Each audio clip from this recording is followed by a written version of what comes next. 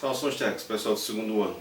Nessa primeira atividade que a gente teve de aula, né, iniciando aí a parte das escalas termométricas, a gente começou isso no MIT, né, tomaram conhecimento sobre essa parte da termologia, né, que é o início do assunto do segundo ano, e a questão da construção das escalas, né, as escalas mais conhecidas, Fahrenheit, Kelvin e Celsius, né. A Kelvin é a escala que marca o zero absoluto, né, o ponto mais baixo conhecido até hoje, é o que é usado em laboratórios, na parte da ciência mesmo, na pesquisa.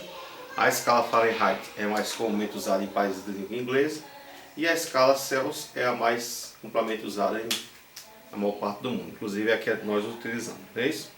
Mas toda escala, né, além da relação que foi estabelecida aí, né, aquela formulazinha do C, do Q e do F para você transformar de uma escala para outra, a gente vai ver isso na posteriori. Você pode construir também com vários outros instrumentos. O termômetro, né, que é o aparelho mais usado para medir esse grau de agitação das partículas, né, porque a temperatura é isso, né, o quanto as partículas estão agitadas, né, quando a temperatura está alta, as partículas tendem a estar mais distantes, mais agitadas. Quando a temperatura está baixa, as partículas estão mais unidas, né.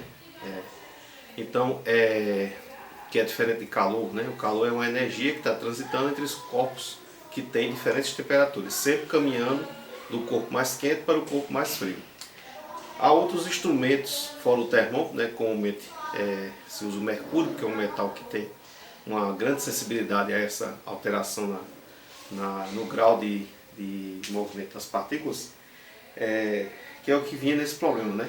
O cara usou um termômetro à base de gás, não é isso?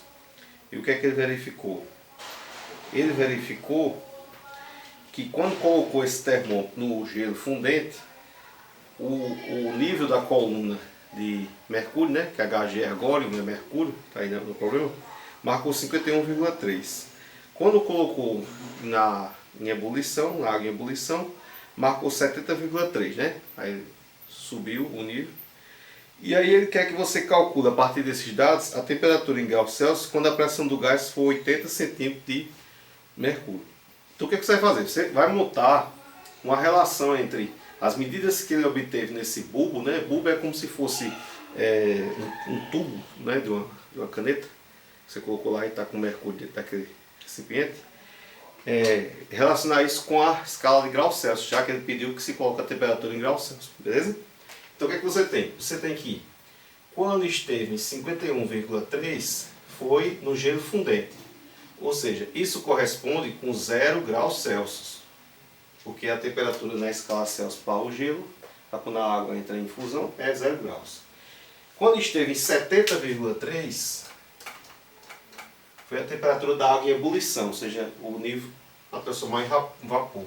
Isso corresponde a 100 graus Celsius. Que é em 100 graus Celsius que a água entra em ebulição.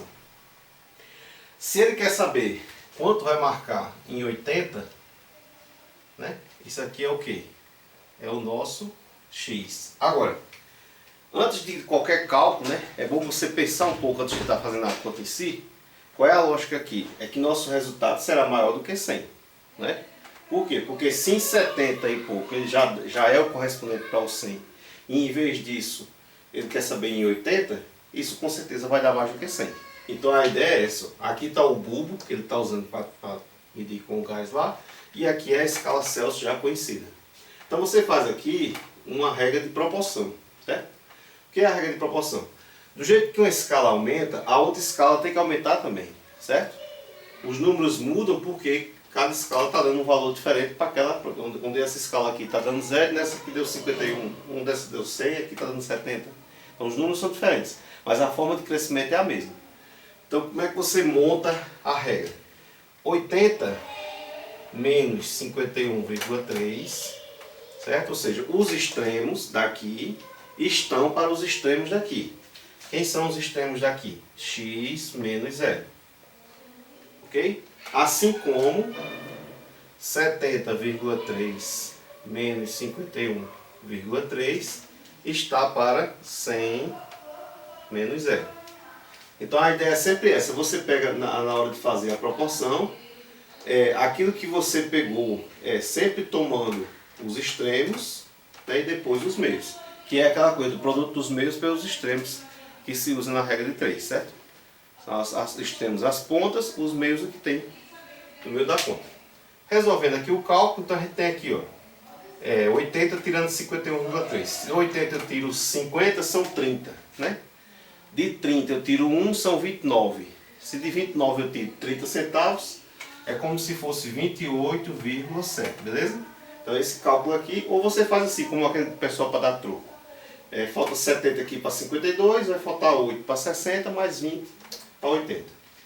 Embaixo, ó, aqui já é igual, então essa parte decimal se anula, é como se fosse 70 tirando 51. Então vai dar 19, não é isso? São 9 para chegar em 60 e mais 10 para chegar em 70. Nesse lado de cá a gente tem x sobre 100, ok? Mesmo pelos extremos, então eu vou ter aqui que 19x é 100 vezes 28,7. Então eu tenho aqui 19x, desloco aqui duas casas, né? Que são dois zeros. Uma casa é o 7 e a outra o zero que está aqui, né? Tem vários zeros que não são colocados. Por fim, divide, né?